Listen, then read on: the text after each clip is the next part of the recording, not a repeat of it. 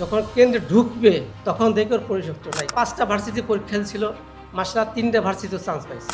তারপর জগন্নাথ হইল, জাহাঙ্গীরনগর হয়েছে, চট্টগ্রাম হয়েছে। আসসালামু আলাইকুম সুধী সমাজ। আজকের আয়োজনটা আসলেই অভিভাবকদের জন্য খুবই আনন্দদায়ক। তাদের সন্তানরা, প্রতিটা অভিভাবকই চায় তার সন্তানরা ভালো কিছু করুক, সমাজে উজ্জ্বল হোক। এই সন্তানের জন্য বাবার মুখ উজ্জ্বল হয়, এই সন্তানের জন্য বাবার মুখ ছোট হয়ে যায়। কিন্তু আমার ছেলেটা আসলেই ছোটোকাল থেকেই খুব কর্মঠ লেখাপড়ার দিক দিয়ে, কিন্তু স্কুল জীবনে ওর থেকে নর্মাল ছাত্র ভালো রেজাল্ট করছে, কিন্তু ও করতে পারে নাই। সবাই 2টা 3টা 4টে করে প্রাইভেট পড়ছে, আমি ওর 1টা 2টা প্রাইভেট দিছি। যাই হোক, ও কিন্তু বাবা হয়ে যাবে, ইনশাল্লাহ হবে। তখন ইন্টারে ভর্তি হইলো। আমার আশা ছিল সায়েন্সে ছাত্র, সায়েন্সে ভর্তি হবে। কিন্তু প্রথম অবস্থায় যখন বাংলাদেশ সায়েন্স থেকে আসলো, ওর আসলো না। পরে ওর বড় মামা আসলো, আসার পর মামা ভাগরে মিলে আর্টসে আবেদন করলো বাংলা কলেজে। বাংলাদেশ আসলো।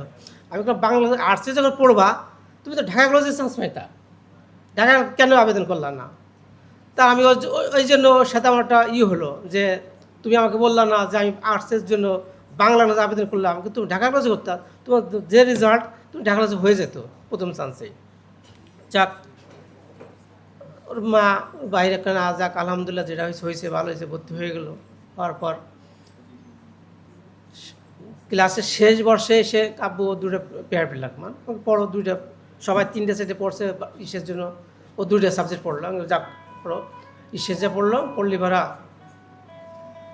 যাই হোক, এনে সেখান থেকে আসলো,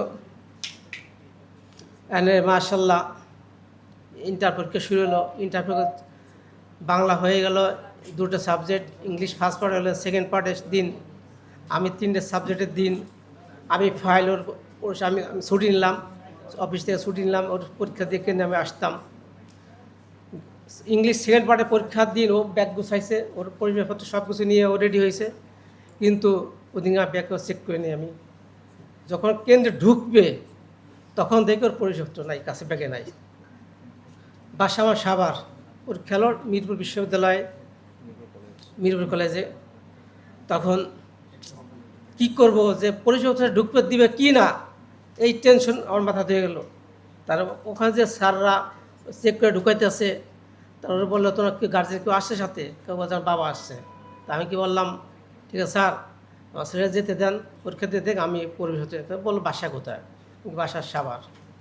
যাওয়ার সময় সহজে চলে গেলাম, কিন্তু সাভার আসার পথে আমি ঢুকলাম তো এত জ্যাম, আস্তে আস্তে আমার 12টা বেজে গেল কেন্দ্রে।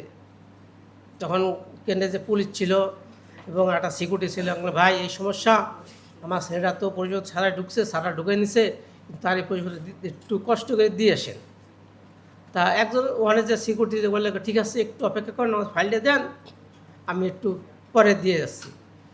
আমার তো তখন থেকেই যে একটা আর্তনাদ, আল্লাহ কাছে প্রার্থনা করা ছাড়া কোথায় কিছুই ছিল না। তাই আমি বললাম, ভাই এটা দিয়ে আসে। আবার বললেন, তোর পরীক্ষা সুন্দর হয়ে শেষ করলে তুমি তাড়াতাড়ি চলে আসো। ওরা পরীক্ষা যে ও তো মাথায় এই টেনশন নাই যে বাবা কী করতেছে ভাইয়া। তখনও দেখি অন্য অন্য ছাত্রদের সঙ্গে ওর ক্লাসমেট যেগুলো আছে এসে দুলে খেলে পড়ে, বাবা পরীক্ষা কেমন হয়েছে। এই প্রথমে জিজ্ঞেস ভাইয়া দেখলেন তো, আর জিজ্ঞেস পরীক্ষা খুব ভালো হয়েছে বাবা। তারপর যাক, ওই দিকে চলো বাসায় যাই। ওর মা ওর টেনশন করতেছে কী হইলো। তারপর চলে এলাম বাসা। এরপরে তো ওই যে ছাত্র আন্দোলন শুরু হলো, গণবদ্ধ পশ্চিমে ছাত্র আন্দোলন, পরীক্ষা হবে না, আজ হয় কাল, ডেট দেওয়া চেঞ্জ হয়ে গেল। তো মাশাআল্লাহ রেজাল্ট খুব সুন্দর, জিপিএ 5 পাইলো। জিপিএ 5 পাওয়ার পর এখন অর্থনৈতিক সমস্যার কারণে সবাই তো বেশ ভালো ভালো দামি দামি কোচিং সেন্টারে ভর্তি হয়েছে। হওয়ার পর ওকে বাবা তাহলে আমি একটা অনলাইনে কোচিং ভর্তি হই, সেটা কি আই এডুকেশন। তা আই এডুকেশন দাম কি, এটা অফিস আছে না? কা অফিস আছে, তারা অনলাইনে টাকা নেবে। আমি যারা চিনলাম না, জানলাম না, আমি অনলাইন টাকা কীভাবে দেবো? একটা অফিস থাকে, অফিসে যে টাকা জমা দেবো তার একটা সিকিউরিটি আছে। বলতে বাবা না, অনলাইনের সিস্টেম এটা, অনলাইন টাকা দিতে হবে। তাকে আলহামদুলিল্লাহ ওর কথা ডিপেন্ড করে ওর টাকা দিলাম। টাকা দিয়ে ভর্তি হইলো, ক্লাস শুরু করলো। ক্লাস আই এডুকেশনে ভর্তি হওয়ার পর ও যে কষ্টটা করছে, ঘুমাইতে উঠে দেখতে পড়তেছে কি তো এখনও পড়তেছে, হ্যাঁ বাবা ক্লাস চলতেছে, ক্লাস শেষ না পর্যন্ত ঘুমাবো কীভাবে, আমাকে যাক পড়ো। তো আলহামদুলিল্লাহ যাই হোক এখন এইভাবে দেখা যায় কি খাওয়া নাই ঠিক মতো, আমরা খাইছি বা তোমরা খাওয়া শেষ করো, আমারটা আমি খাইনি, মানে আমার পড়া আমি শেষ করিনি। যাক এইভাবেই রেজাল্ট আসলো মাশাআল্লাহ, ভর্তি হইল। এখন প্রথম ঢাকা ভার্সিটি পরীক্ষা দিল, আমি সাথে আসলাম, আসার পর পরীক্ষা দিয়ে অনেক ছাত্রছাত্রী দেখছি যে কান্না করে বেড়াইতেছে, কি রেজাল্ট এত মানে ওরা বলছে যে না চান্স হবে না, এত মানে কান্না করে বেরিয়েছে, কিছুই পারি নাই পড়তে। তা ওকে না বাবা আমার ভালো হয়েছে আলহামদুলিল্লাহ, কিছুটা আসবে। ও 5টা ভার্সিটি পরীক্ষা ছিল, মাসাল্লাহ 3টে ভার্সিটিতে চান্স পাইছে। ঢাকা ভার্সিটিতে ওয়েটিংয়ে ছিল হয়তো 5-6 লক্ষ ছাত্রছাত্রী পরীক্ষা ছিল, কিন্তু ওখানে 2800 সিরিয়ালে ছিল। আমি আলহামদুলিল্লাহ এই সিরিয়ালটাও অনেকেই পায় নাই। যাক আমরা খুশি। তারপরে যাক জগন্নাথ হইলো, জাহাঙ্গীরনগর হয়েছে, চট্টগ্রাম হয়েছে, তারপর সব মিলে একটা নাম জগন্নাথে পড়বো। জগন্নাথ সাবজেক্ট খুব ভালো সাবজেক্ট, আমি আলহামদুলিল্লাহ পড়তে থাকুক।